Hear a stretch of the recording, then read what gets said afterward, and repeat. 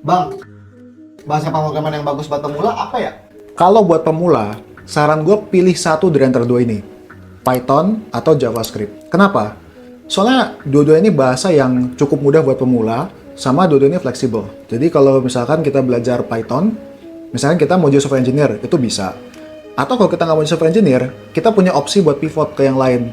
Misalkan mau ke AI, machine learning, data science, itu Python juga bisa dipakai buat itu gitu. Kalau kita belajar JavaScript, JavaScript itu juga ada opsi-opsinya gitu. Jadi misalkan kita mau belajar software engineering, kita mau jadi front end, JavaScript jelas bisa buat front end.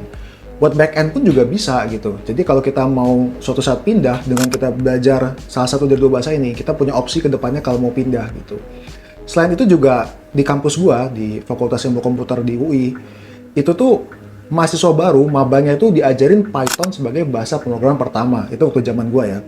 Nah, jadi ini salah satu alasan kenapa gua nyaranin salah satunya Python sebagai bahasa pertama buat dipelajarin. Ya memang sih ada kampus-kampus lain yang ngajarin misalnya kayak C gitu atau C++ di awal. Dan itu sama sekali nggak masalah buat gua. Bebas kok mau belajar bahasa pemrograman yang lain juga boleh gitu.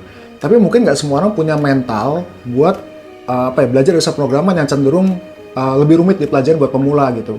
Jadi menurut gue daripada ujung-ujungnya jadi demotivasi, jadi demot, nggak mood buat belajar lagi, mendingan belajar yang beginner friendly dulu bahasanya kayak Python atau JavaScript gitu sih menurut gue.